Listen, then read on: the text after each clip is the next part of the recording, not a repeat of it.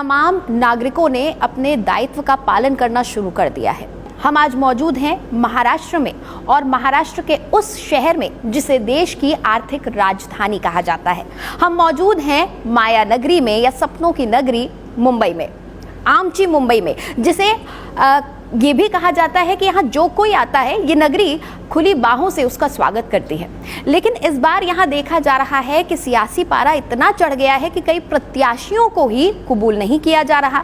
आज इसी को लेकर चर्चा करेंगे, और चुनावों पर चर्चा करने के लिए हमारे पास यहाँ पर एक बड़ा पैनल मौजूद है, विस्तृत पैनल मौजूद है, जिसमें पक्ष और विपक्ष दोनों के ही नेता यहाँ मौजूद हैं। बातचीत उनसे करेंगे, प्रवक्ताओं से जानेंगे कि प्रत्याशी कहाँ कहाँ घोषित हुए हैं, कहाँ नहीं घोषित हुए हैं, उम्मीदवारों की कहीं कमी तो नहीं पड़ रही, या फिर मुद्दों का है टोटा। सबसे पहले आपका तारुफ करवाती हूं हमारे मेहमानों से। हमारे साथ आनंद दुबे जी जुड़े हुए हैं, जो कि शिवसेना उद्धव ठाकरे गुट से हैं। बहुत बहुत स्वागत है आपका। साथ ही विकास पांडे जी हमारे साथ कांग्रेस का पक्ष रखने के लिए जुड़े हुए हैं, बहुत स्वागत है।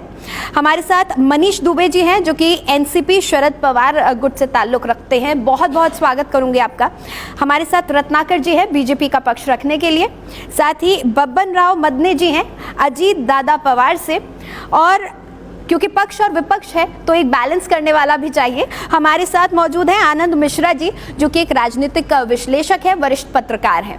तो चलिए चर्चा को शुरू करते हुए सबसे पहले बात कर लेते हैं महाराष्ट्र को लेकर। महाराष्ट्र में इस वक्त जो सरकार है वो सरकार भी काफ़ी मुश्किलों के साथ बनी थी, काफ़ी उठापटक हुई थी, और अभी भी कई कयास लगाए जा रहे हैं। अंदर खाने काफ़ी कुछ चल रहा है, ऐसा कहा जा रहा है।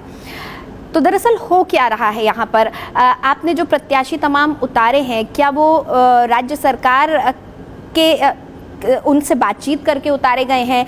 केंद्र से प्रत्याशी आए हैं? प्रत्याशी आए किस तरह से, क्योंकि कई सीटों पर उलटफेर देखा गया है। निश्चित रूप से देखिए, जो भी प्रत्याशी उतारे गए हैं, एक सभी दलों के बीच जो मीटिंग हुई है उसके साथ बैठ कर के हमने बातें किया है, और किस सीट पे कौन से दल का प्रत्याशी जीत सकता है ये हमने पूरा रिसर्च किया, सर्वे किया। सर्वे के आधार पे जो है हमने अपने प्रत्याशियों को खड़ा किया है। और निश्चित रूप से महाराष्ट्र की बात मैं अगर कर लूँ तो 48 सीट्स में से हम लोग 40 जो है प्लस यहाँ पे जीतने वाले हैं। महायुति जो है यहाँ 40 प्लस जीतने वाली है। अच्छा, आप कह रहे हैं कि सभी दलों की सहमति से प्रत्याशी उतारे गए हैं। उत्तरी मुंबई की अगर बात करें तो हमने सुना था वहाँ शेट्टी साहब ने काफ़ी अच्छा काम किया है। तो फिर शेट्टी साहब का जब टिकट कटा और पीयूष जी को, एक केंद्रीय मंत्री को यहाँ पर लाया गया, तो उन्हें एयर ड्रॉप किया गया, या वाकई सहमति बनी है? सहमति बनी हुई। वैसे भी पीयूष गोयल जी है वो मुंबई के ही रहवासी है, मुंबई में रहने वाले हैं, वो मुंबई का ही उनका जन्म है, और उनको सभी तरह से वो देख के ही उनको वहाँ पे उतारा गया कि जो देखो वहाँ पे शेट्टी जी ने भी बहुत अच्छा काम किया है, लेकिन पीयूष गोयल जी वहाँ पे दिए तो उन सभी की सहमति थी। ऐसा कुछ ये नहीं है, वहाँ देखो शेट्टी जी भी अपने मन से और तन से काम कर रहे हैं उनके साथ में, ऐसा विरोध वगैरह ऐसा कुछ नहीं है। मैं कहना ये चाह रहा था कि देखिए, भारतीय जनता पार्टी बहुत सारी जगह पे अपने कैंडिडेट जो हैं वो बदले हैं। इसका ये मतलब नहीं है कि हमने उस कैंडिडेट को दरकिनार किया है। कहीं ना कहीं संगठन है ये भारतीय जनता पार्टी, और संगठन पे आधारित है सारी चीज़ें। अगर हम वहाँ पे उनको संगठन निर्णय लेता है कि कौन व्यक्ति किस जगह के लिए फिट है, अगर वो वहाँ पे पीयूष गोयल जी को लड़ाया गया तो निश्चित रूप से शेट्टी साहब को भी संगठन में दूसरी जिम्मेदारियां दी जाएंगी। ये तो संगठन का इंटरनल मैटर है। ठीक है, ऐसा ही कुछ नज़ारा दिख रहा है उद्धव ठाकरे गुट और कांग्रेस के साथ भी। देखिए, 6 संसदीय क्षेत्र आते हैं इस मुंबई में, और जिनमें से 4 यूबीटी के हिस्से आए हैं, 2 कांग्रेस के हिस्से। लेकिन देखा यह जा रहा है कि कहीं ना कहीं यूबीटी तो शायद अपने उम्मीदवारों को लेकर आश्वस्त है, नाम भी बता दिए गए हैं, लेकिन कांग्रेस कुछ ऐसा लग रहा है अब भी कंफ्यूज्ड है अपने उम्मीदवारों को लेकर। बिल्कुल कंफ्यूज नहीं है। आप अगर तुलना करेंगे तो कांग्रेस पार्टी और यूबीटी दोनों जन ने मिल के प्रेस कॉन्फ्रेंस करी कि हमारे हक में कितने सीटें आएगी। उसके अलावा एक पार्टी का प्रोसेस होता है, वो प्रोसेस में ये होता है कि जो कैंडिडेट्स एप्लीकेंट है वो सीट के लिए अप्लाई करेंगे, वो एप्लीकेशन के बाद में हमारी स्क्रीनिंग कमेटी बैठती है, स्क्रीनिंग कमेटी के बाद हमारी सीईसी बैठती है, जिसमें राहुल जी, मल्लिकार्जुन खड़गे जी खुद बैठते हैं और अच्छे कैंडिडेट जो विनेबल कैंडिडेट है उस पर्टिकुलर लोकसभा से हम उनको सीट देते हैं। तो इसमें कोई भी दो राय नहीं है, कोई मतभेद नहीं है। अच्छा, यूबीटी इस बार कैसा महसूस कर रही है? पिछली बार बीजेपी के साथ बैठे थे, आज अगर हम पिछले चुनावों की ही सिचुएशन होती तो आप इस मेज पर नहीं उस मेज पर बैठे होते। इस बार परिस्थितियां बिल्कुल विपरीत है। देखिए, मेहमानों पर अगर आप गौर करें तो शिवसेना के 2 धड़े हो चुके हैं, उधर एनसीपी के 2 धड़े हो चुके हैं, 2 अलग धड़े हैं, 2 अलग प्रतिनिधि यहाँ पर बैठे हुए हैं। इस बार कैसा महसूस कर रही है यूबीटी? देखिए, 2019 में और 2014 में हमने भारतीय जनता पार्टी के साथ गठबंधन बनाकर चुनाव लड़ा और दोनों ही दलों को अच्छा फायदा हुआ। दोनों ही दलों ने एक दूसरे के साथ समन्वय बनाकर ये चुनाव लड़ा। यह 2024 का चुनाव बड़ा अनोखा चुनाव है।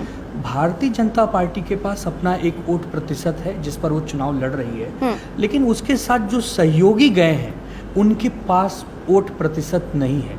चाहे एकनाथ शिंदे जी की कथित शिवसेना हो और चाहे अजीत दादा पवार जी की कथित राष्ट्रवादी हो। उलट जब शिवसेना लड़ रही है इस महाविकास आघाड़ी में और उसके साथ जो कांग्रेस और जो असली राष्ट्रवादी कांग्रेस पार्टी है, इसका हमें बहुत अच्छा लाभ मिलने जा रहा है। क्या वाकई बीजेपी के साथ के जो दल हैं वो पंगु हैं? सबसे पहले तो बीजेपी इस पर सफाई देना चाह रही है। बिल्कुल नहीं। देखिए, सीटों का बंटवारा हम आपसी सहमति से और मिल बैठकर बात करके जो है हमने किया है। कहीं कोई पंगु नहीं है, सब साथ में मिलके बात कर रहे हैं। दूसरी चीज आपने कहा कि परिवारवाद की बात कहते हैं। परिवारवाद देखिए इस तरह से है हावी इनके यहाँ पे कि आज जो है एनसीपी 2 धड़े में बट गई। कारण उसका यही था कि एनसीपी अपने सुप्रिया सुले को जो है पार्टी से बूट करना चाहते थे। और अभी बात कर लूँ मैं उद्धव ठाकरे जी का, तो वो भी अपने पुत्र मुँह में शिंदे जी को जिम्मेदारी देने से चूक गए। नहीं, लेकिन परिवारवाद की बात कही। मेरे 3 छोटे छोटे सवाल हैं, बहुत संक्षेप में बताइएगा। आप किस संसदीय क्षेत्र में इस वक्त मौजूद हैं? संसदीय क्षेत्र में? हाँ, कौन सी लोकसभा है ये उत्तर मध्य मुंबई। उत्तर मध्य मुंबई। यहाँ की सांसद? यहाँ के सांसद जो है पूनम महाजन जी है जी। उनके पिता का नाम? प्रमोद महाजन है। परिवारवाद? जवाब बिल्कुल, वो जवाब देना चाह रहे। आ रही हूँ, ठीक है। हाँ, परिवारवाद पर भारतीय जनता पार्टी की कथनी करनी में कितना बड़ा अंतर है, हाँ। आपके सवाल में उसका जवाब था। हाँ। मैं एक बात कहना चाहता हूं कि अभी आरोप लगाए जा रहे थे महाविकास आघाड़ी पर। भारतीय जनता पार्टी को शुरू से ही मित्र पसंद नहीं है, उन्हें गुलाम पसंद है। इनसे पूछिए कि 2019 में भारतीय जनता पार्टी के साथ शिवसेना ने कितनी सीट पर चुनाव लड़ा और आज जब उनकी कथित शिवसेना जी, इस पर आपको कितनी जवाब सीटों देना पर होगा। चुनाव लड़ रही है, आप पा जाएंगी कि 5 से ज्यादा वर्तमान सांसदों के टिकट इन्होंने काट दिए। उसके बाद आज इनको सीटें नहीं दी जा रही हैं। जिस प्रकार एकनाथ शिंदे जी की शिवसेना का हाल हो गया है, वो बेचारे न घर के रह पाए न घाट के रह पाए। बबन जी, आप मुझे बताइए, देखिए बहुत बड़े बड़े शब्दों का इस्तेमाल किया जा रहा है, कहा जा रहा है पंगु हैं, गुलाम हैं। आखिर क्या है आपके गठबंधन की सच्चाई? देखो, गठबंधन में अजीत दादा हो, एकनाथ शिंदे जी हो, आज जिस तरह से नरेंद्र मोदी जी का पूरे देश में, विश्व में जो काम चल रहा है देश में, ये सब देखो विकास के साथ में आए हुए हैं। विकास चाहिए उनको, राज्य में चाहिए, देश में चाहिए। और आज नरेंद्र मोदी जी जिस तरह से विकास पुरुष करके पूरे देश में नहीं तो पूरे वर्ल्ड में आज उनका नाम है। और अजीत दादा के बारे में बोला जाए तो अजीत दादा ने इसी के कारण तो पार्टी से नरेंद्र मोदी जी का साथ दिया है। ठीक है, बिल्कुल रिजल्ट देखना होगा। विकास जी, आपके पास आऊंगी मैं। मनीष जी, वो कह रहे पूरी पार्टी उनके साथ है, अजीत दादा के साथ है, तो फिर आप यहाँ क्या कर रहे हैं? आप भी उधर जाके बैठ जाइए, आप क्यों अलग बैठे हुए हैं अगर पूरी पार्टी उनके साथ है? और ये जो पार्टी का विघटन हुआ, जो टूट हुई, इसके पीछे मकसद क्या था? क्या वाकई प्रधानमंत्री नरेंद्र मोदी में आपकी पार्टी के लोगों को, बल्कि आप ही के सहयोगी रहे होंगे, एक मंच पर आप लोग बैठे होंगे एक वक्त पर, वाकई विकास पुरुष नजर आ रहा है? हमारे मदनी साहब ने जो सवाल किया कि पार्टी उनके पास है, उनके पास जो 40 विधायक है ना, सिर्फ उनके पास 40 विधायक है। पार्टी आज भी हमारे आदरणीय पवार साहब के पास है। मैं अब 3 मुद्दों पे आपका ध्यान आकर्षण कराना चाहूँगा। मैं आज आते समय अंधेरी में बड़े बड़े बोर्ड लगे थे, जो राम को लाए हैं हम उनको लाएंगे। तो मैं पूछना चाहता हूँ कि मैंने भी देखे थे एयरपोर्ट से आते वक्त। नरेंद्र मोदी साहब इतने बड़े नहीं हो गए कि वो राम को लेके आए। राम तो हमारी आत्मा में है, हमारे शरीर में है, हम पैदा हुए तब से राम लेके मरते समय तक राम हमारे तन मन में है। तो राम को लाएंगे, उतने बड़े वो नहीं है। उनको अगर लाना ही था तो उनको मेहुल चौकसी को लाना चाहिए था, ललित मोदी जी को लाना चाहिए था, माल्या साहब को लाना चाहिए था, जो हजारों करोड़ का घोटाला करके जो देश से भाग गए उनको लाना चाहिए था, जो स्विस बैंकों में करोड़ों हजारों करोड़ रुपए जो इंडिया का काला धन जमाए वो बोलते थे, उसको अगर लाते तो हमें लगता है उन्होंने कुछ लाया। उन्होंने राम मंदिर को लाया, मुद्दा गलत है। तो मेरी ये बात है कि भारतीय जनता पार्टी ने पिछले 10 सालों में 4 ऐसे मुद्दे बता दीजिए जो मुंबई शहर में उन्होंने किया हो, जो गरीब को फायदा हो डायरेक्टली। अगर आप बोलते हो किसानों को आपने 6,000 दिया, तो मुंबई के शहर के लोगों में जो मुंबई शहर में जो न्यू की रीढ़ है यहाँ पे मुंबई शहर को जो चलाते हैं, उनके लिए आपने क्या किया? कोई उन्होंने काम नहीं किया है। और मुझे लगता है जो पिछली बार जो मार्जिन था जीत का, हमारे गजानन कीर्तिकर साहब के जो पुत्र अभी गजानन कीर्तिकर साहब वहाँ है, अमोल कीर्तिकर साहब हमारे साथ हैं, हमारे यहाँ के कैंडिडेट हैं, भारी मतों से जीतेंगे। और मैं आपको यकीन दिलाता हूँ कि मुंबई शहर में रहने वाला उत्तर भारतीय समाज जो 40 अब आपने नाम ऐसा ले लिया, मुझे एक और बयान याद आ रहा है। और पूरा हर बूथ में जाके हम लोग ज्यादा से ज्यादा मतों से महाविकास आघाड़ी के 6 के 6 कैंडिडेट। ठीक है, जो नाम अभी इन्होंने लिए उस पर मैं चाहूंगी आप लोग अपनी राय भी रखिएगा। आती हूँ आपके पास। पहले एक बार ये तो जान ले कि ये तमाम राजनीतिक दलों ने तो अपनी बात कह दी, अपना विरोध भी जाहिर कर दिया और मुद्दे भी बता दिए, लेकिन आप एक पत्रकार हैं आनंद जी, आप बेहतर बता पाएंगे कि असल में महाराष्ट्र के कौन से हैं? क्या महाराष्ट्र के लिए जो तमाम बड़े हैं, पवार जी का हो, अजीत जी का हो, या फिर शिंदे साहब का हो, उद्धव जी का हो, क्या ये चेहरे मायने रखते हैं? क्या मोदी जी का चेहरा मायने रखता है? क्या राम मंदिर मायने रखता है? या फिर महाराष्ट्र की जो सोल है, जो आत्मा है, उसके मुद्दे कुछ और ही है जिनको ये राजनीतिक दल छू ही नहीं पा रहे? देखिए, राजनीतिक दल तो अपना अपनी समस्याएं लेके आते हैं पब्लिक के बीच में। जिस तरह से चाहे पक्ष हो चाहे विपक्ष हो, सब लोग अपने अपने तरीके से अपनी बातों को रखते हैं। महाराष्ट्र में इस बार थोड़ी सी खिचड़ी वाली समस्या है। यहाँ पर मैं दूसरी खिचड़ी की तरफ बात नहीं कर रहा हूँ, मैं ये बात कर रहा हूँ कि यहाँ पे पार्टियाँ अलग अलग हो गई हैं। उसकी वजह से यहाँ की आम जनता भी काफी अच्छा, दूसरी कौन सी खिचड़ी है सर? नहीं, उस खिचड़ी के बारे में मैं चर्चा नहीं करना। देखिए, मुस्कुराहट सबके चेहरों पर आ गई। मैं सिर्फ ये बताना चाहूंगा कि यहाँ पे जो पार्टियां 2 अलग अलग हो गई हैं, तो नीचे के जो कार्यकर्ता है वो बड़ी समस्या में आ जाते हैं कि आज तक हम जैसे किसी के साथ घूम रहे थे और जो पार्टी आपस में अलग अलग होने के बाद वो किसके साथ जाए, तो वो जो आम कार्यकर्ता, जो नीचे तबके का कार्यकर्ता, जो एक बोर्ड उठा के चलने वाला है, जो बैनर लगाने वाला है, जो कलर करने वाला है, जो झंडे लेके घूमने वाला है, उसके लिए काफी बड़ी समस्या हो जाती है कि हम ये इस तरफ जाएं या उस तरफ जाएं। उसी में से निकल के जनता भी आती है। जनता की भी अपनी अलग समस्याएं हैं, जैसा काफी प्रवक्ताओं ने इस यहाँ पे चर्चा भी की। जो मूलतः समस्या है आज की तारीख में, जैसे अभी जून जुलाई आने वाला है, मुंबई हर बार कितनी भी कोशिश कर ले मनपा, यहाँ पानी भर जाता है। तो इस पे कोई सही ढंग से आज तक कोई निर्णय नहीं हो पाया, जबकि इतने वर्षों से मुंबई महानगर पालिका का बजट जो है वो किसी राज्य के बजट के बराबर है, जो अभी तक हमारे विपक्ष ने उठाया नहीं है। आती हूँ आपके पास। कई नेता हैं महाराष्ट्र के जो भ्रष्टाचार से जूझ रहे हैं, भ्रष्ट नेता कहला रहे हैं। कई ऐसे नेता हैं जो कार्रवाइयों से जूझ रहे हैं। कुछ नाम लूंगी, उन नामों पर आप सफाई दीजिएगा या फिर अपने अंदाज में अपना पक्ष रखिएगा। अशोक चौहान। देखिए, सबसे पहले तो मैं ये कहना चाहूँगा कि आज जो ये गठबंधन, इंडिया गठबंधन के लोग जो आरोप लगाते हैं कि वॉशिंग मशीन रखा है, धो देते हैं, देखिए जुमलेबाजी भी याद आ गई। नहीं, बिल्कुल नहीं, जो तथ्य ये कहते हैं, आरोप लगाते हैं, उसके बारे में सफाई लोगों को भी पता है कि किस तरह से जो लोग हमारे यहाँ आ रहे हैं, जो मोदी जी के नीतियों से प्रभावित होकर के आ गए हैं, जो ये सोच रहे हैं कि देश जो है अग्रणी हो रहा है बीजेपी के शासनकाल में, तो निश्चित रूप से अगर वो आते हैं मोदी जी की नीतियों से प्रभावित होकर, तो उनका स्वागत है। लेकिन एक चीज़ मैं कहना चाहूँगा, कोई भी आरोपी है, कोई अगर उनके ऊपर जांच चल रही है, तो कोई जांच हमने बंद नहीं किया है। अच्छा है, मतलब इस पर समाज पर जांच चल रही है। सुन लीजिए जी।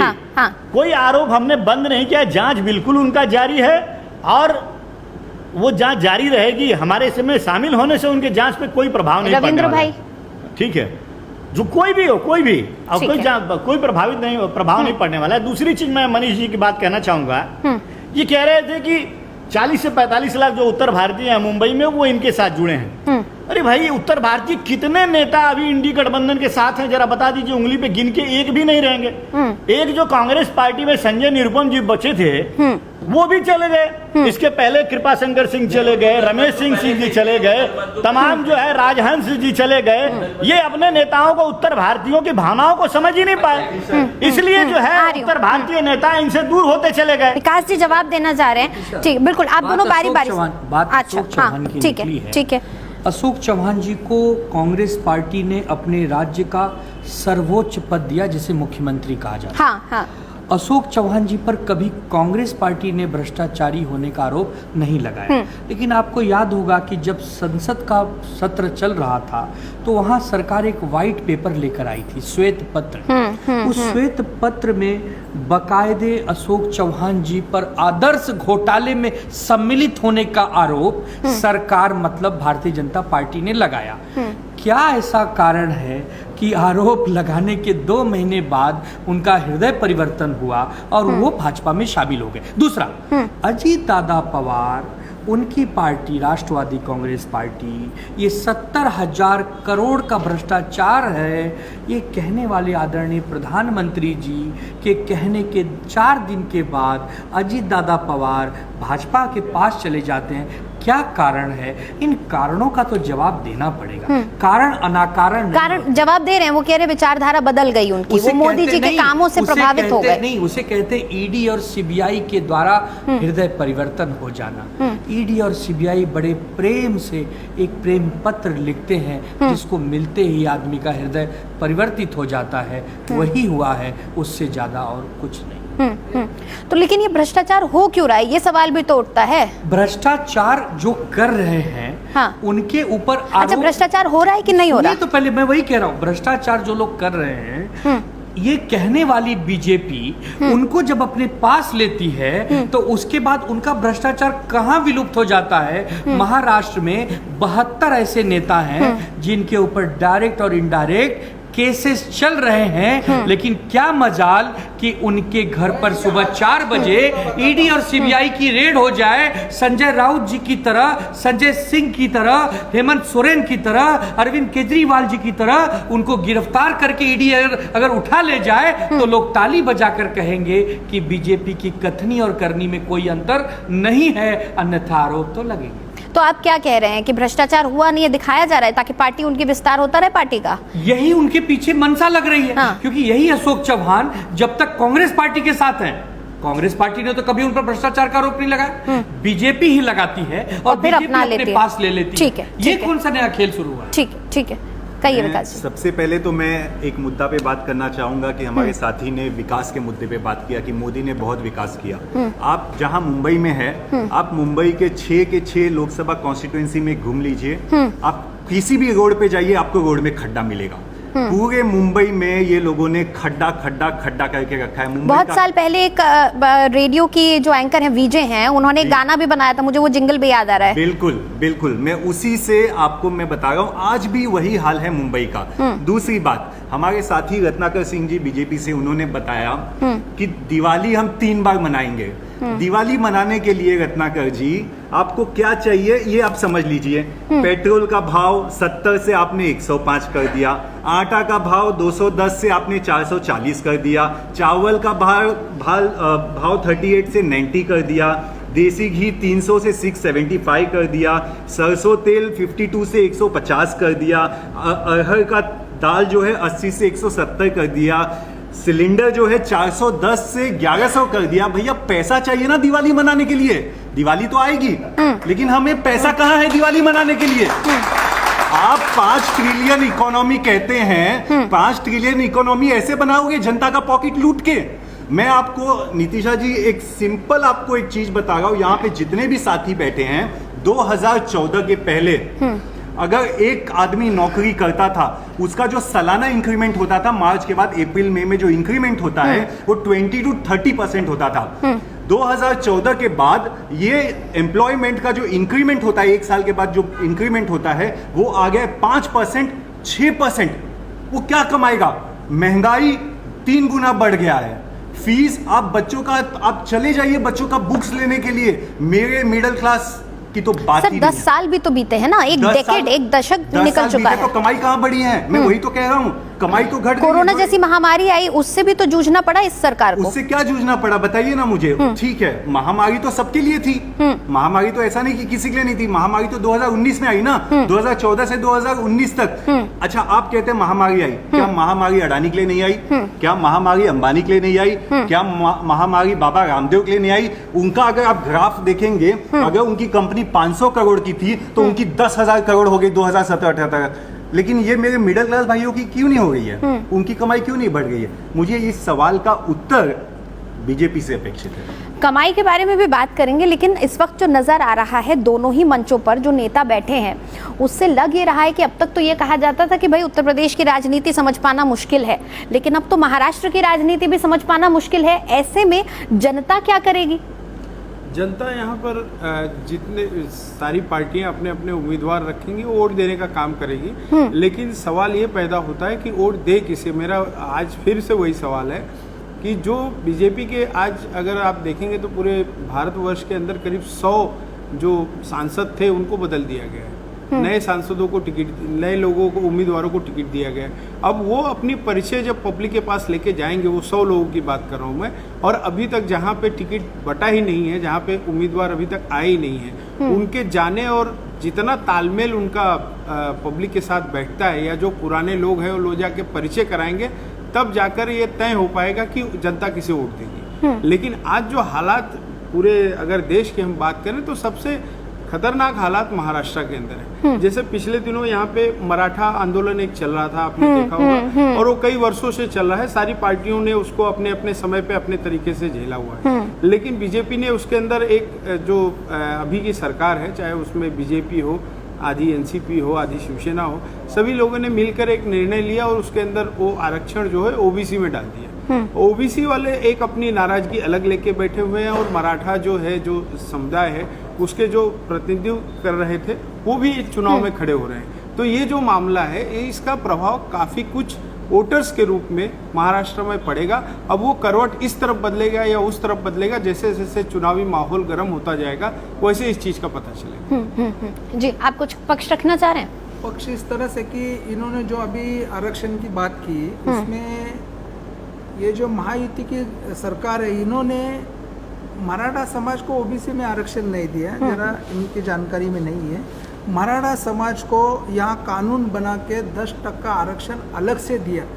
ओबीसी के हिस्से का जो आरक्षण है उसको कहीं भी उन्होंने धक्का नहीं लगाया, वो अलग से आरक्षण दिया। इसके लिए मैं इनके जो इन्होंने कहा उसका क्लैरिफिकेशन किया।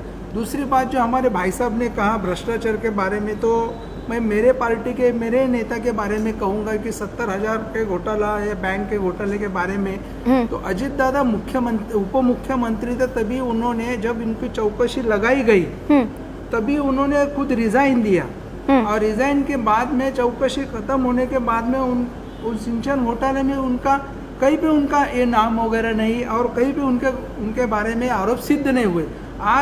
आज के ये 2 दिन पहले के आरोप सिद्ध होने तक तो उन्होंने पाला बदल लिया ना। नहीं, पाला तो अभी बदला है। वो हाँ। उप मुख्यमंत्री पहले थे, तभी की बात बता रहा, तभी इंक्वायरी हुई थी, तभी उनको क्लीन चिट साहब, दिल्ली में तो इंक्वायरी होते होते साल बीत चुका है। नहीं, यहाँ इतनी जल्दी इंक्वायरी हो गई थी, उनको क्लीन चिट मिली वहाँ पे। दूसरी बात कि आज जो उद्धव साहब के बारे में इतनी अच्छी बात बता रहे, अभी यूपी में उनके साले साहब ने 200 एकड़ जमीन का घोटाला, 200 एकड़ जमीन उनकी जब्त की गई है यूपी में। 200 एकड़ जमीन कहाँ से आ गई पाटनकर की, वो अभी देखो उनको जब्त भी की है। तो ऐसा नहीं है वो दूध के दूल्हे वो भी नहीं है, उनका खिचड़ी घोटाला हो, अभी का 2 दिन पहले निकला हुआ 200 एकड़ जमीन यूपी में लिया हुआ वो घोटाला हो। घोटाले तो इनके लोगों ने भी बहुत सारे किए हुए, ऐसा कुछ ये नहीं है। राज ठाकरे साहब एनडीए के सपोर्ट में अब आ रहे हैं, और राज ठाकरे साहब शिंदे साहब के पुराने मित्र भी हैं। क्या लग रहा है कितना फायदा मिल पाएगा?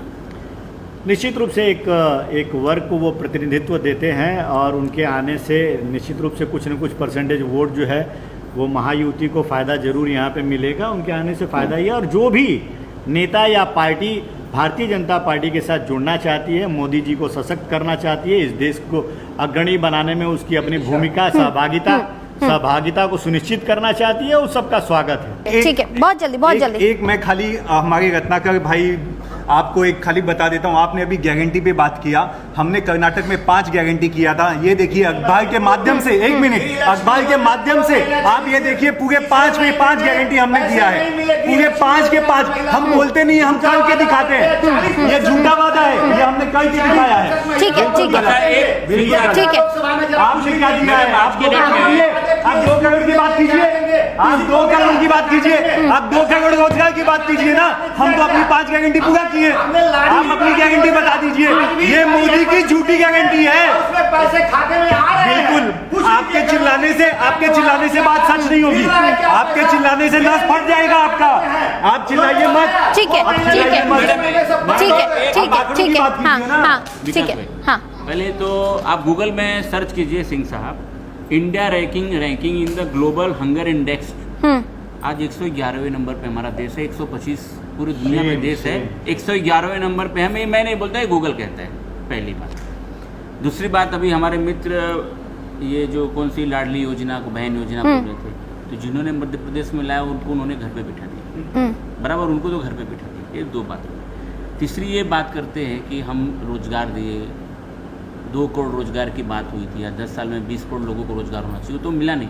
मैं आपको बोलता हूँ कि हमें 2014 से हमें देश में जब प्रधानमंत्री हमारे मनमोहन सिंह जी थे, तो नरेंद्र मोदी साहब जब अपने उत्तर प्रदेश में गुजरात के मुख्यमंत्री थे, तो वो चिल्ला के अपने विधानसभा में बोलते थे कि प्रधानमंत्री नरेंद्र मोदी जी ने जो योजना, जो गरीबों को राशन बांटने का जो योजना है, वो बहुत गलत है। लोगों को आप कंगाल करने का काम कर रहे हो, लोगों को भुखमरी की कगार पे ला रहे हो। उनको अगर आपको सही मायने में कुछ देना है तो रोजगार देना है। मैं आपको वीडियो दिखा दूंगा सर, बराबर है। आज लोकसभा में नरेंद्र मोदी साहब मेज ठोक के बोलते हैं कि हम देश के 80 करोड़ लोगों को 5 किलो गेहूं और 5 किलो चावल दे रहे हैं। तो आप मुझे बताइए कि देश आगे गया कि देश पीछे गया? पहली बात। आप मुझे सिर्फ बताइए मीडिया के माध्यम से कि देश आगे गया होता तो जो उस आंकड़ा 80 करोड़ आज है वो 8 करोड़ में होती। तो मतलब 80 करोड़ देश की जनता को 5 किलो गेहूं 5 किलो चावल देके उनके आने वाले जो भविष्य उसके साथ खिलवाड़ कर रहे हैं। ये आपको किसी को गेहूं और चावल मत दो, लोगों को आज इनकी जो बात करते हैं जन धन योजना के जो पूरे हिंदुस्तान में, लेकिन गेहूं और चावल देने से वो लोगों की भूख मिटा रहे हैं। जो लोग नहीं है सक्षम, उनकी मदद कर रहे हैं। मदद तो आप लोग भी किया करते थे ना, राशन कार्ड में व्यवस्था की गई थी ना। मैडम देखिए, राशन कार्ड में व्यवस्था की गई थी ना। किसी को आप भीख मत दीजिए, राशन आपसे मांगने नहीं जा रहा, आप उनको हाथों को काम दीजिए। स्किल इंडिया के माध्यम से इन्होंने जो काम करने की बात की, पूरे हिंदुस्तान में सब जगह स्किल इंडिया में फंड नहीं है। उन्होंने 100 स्मार्ट सिटीज बनाने की बात की, पूरे देश में 100 स्मार्ट सिटीज में से एक का मुझे नाम बता दीजिए। ठीक है, आप यानी ये कह रहे हैं कि किसी को रोजगार नहीं मिला, कुछ भी काम नहीं किया गया। देखिए, आज हमारी मौजूदगी महाराष्ट्र में है, और अगर महाराष्ट्र में होते हुए, महाराष्ट्र की राजनीति की बात करते हुए शरद पवार साहब की बात न की जाए तो बात अधूरी होगी, क्योंकि शरद पवार साहब को चाणक्य कहा जाता है। आप एक वरिष्ठ पत्रकार हैं, जनता के बीच भी रहते हैं, राजनीति को बहुत करीब से जानते हैं महाराष्ट्र की। शरद पवार साहब का कद बहुत ऊंचा है, निश्चित तौर पर राष्ट्रीय राजनीति में भी। क्या इस बार भी महाराष्ट्र में वो चाणक्य साबित होंगे, या इंडिया गठबंधन में चाणक्य साबित होंगे, क्योंकि नीतीश कुमार साहब तो दामन छोड़ चुके हैं? जी बिल्कुल, मैं बताना चाहूँगा, शरद पवार जी ने एक लंबी राजनीति यहाँ पे महाराष्ट्र में की है। खास करके किसानों के लिए भी उन्होंने बहुत अच्छा काम महाराष्ट्र में नहीं बल्कि देश के लिए किया है। कृषि मंत्री रहे हैं। उसके अलावा पिछली अगर आप चुनाव को ध्यान में रखेंगे तो बरसात में उन्होंने जो भाषण दिया उसके बाद से पूरा महाराष्ट्र का रुख बदल गया था, और लोगों को ये सोचने में मजबूर होना पड़ा कि इतने बुजुर्ग होते हुए भी राजनीति में इतनी सक्रिय होने का काम जो शरद पवार जी ने किया है। यही कारण है कि आज राष्ट्रवादी में भले ही 2 गुट हो गया हो, लेकिन दोनों गुट, चाहे अजीत पवार के साथ जुड़े हुए लोग हों, चाहे शरद पवार जी के साथ जुड़े हुए हैं, दोनों वर्ग शरद पवार जी का सम्मान करता है और सारे कार्यकर्ता उनके साथ जुड़े रहना चाहते हैं, चाहे भले अलग अलग के काम कर रहे हो। तो शरद पवार जी का निश्चित तौर पर चाणक्य जो भूमिका रही और राजनीति में रही है। हाँ, ये बात अलग है कि अभी जो राष्ट्रवादी में बिखराव हुआ, जो अलगाव हुआ, और जो आज की तारीख में बारावती में चुनाव हो रहा है जिसमें कि भाभी और ननन आमने सामने लड़ रही, तो ये चीज़ें जो है वो कहीं न कहीं यह दर्शाता है कि आपस में जो अंदरूनी लड़ाई है वो काफ़ी हद तक आगे बढ़ चुकी है। लेकिन शरद पवार जी का जो खेल है वो अभी बाकी है, क्योंकि चुनाव यहाँ पे 20 मई को होना है, और उसके पहले उनके दिमाग में कुछ तो ऐसा चल ही रहा होगा जिसे वो आने वाले समय में जमीन पे जरूर उतारेंगे, जिसका चुनाव में हमें देखने में भी आएगा कि किस तरह से सीटों में जो प्रभाव पड़ा है उनका वो दिखाई देगा। तो शरद पवार साहब चाणक्य की भूमिका में सिर्फ महाराष्ट्र में रहेंगे या इंडिया गठबंधन में भी चाणक्य की भूमिका निभाएंगे, ये तो वक्त बताएगा। लेकिन महाराष्ट्र की राजनीति में आज भी रोजगार को भी जगह मिलती है, क्योंकि आम लोगों से जुड़े हुए ये मुद्दे हैं। चाहे बात मुंबई के स्लम्स की हो, चाहे बात रोजगार की हो, बात मछुआरों की हो, ये सभी वो बातें हैं जो दशकों से महाराष्ट्र की राजनीति को इफेक्ट करती आई हैं, असर डालती आई हैं। हालांकि इस बीच साठगांठ की राजनीति, दलबदल की राजनीति, जोड़ तोड़ की राजनीति बहुत चरम पर हो गई है। यूं कहें कि बहुत ज़्यादा कॉम्प्लिकेटेड हो गई है महाराष्ट्र की राजनीति। शायद जनता को भी समझने में समय लगे कि उनका नेता कौन और किस नेता की विचारधारा कौन सी। बहरहाल चुनाव की तारीख अभी दूर है और मतगणना तक इंतजार करना होगा कि क्या नेताओं को समझ आया, क्या जनता ने समझा और क्या नेताओं को समझाया। फिलहाल महाराष्ट्र की राजनीति और चुनाव पर चर्चा में इतना ही। कल फिर मिलेंगे, तब तक के लिए देखते रहिए TV27 न्यूज़।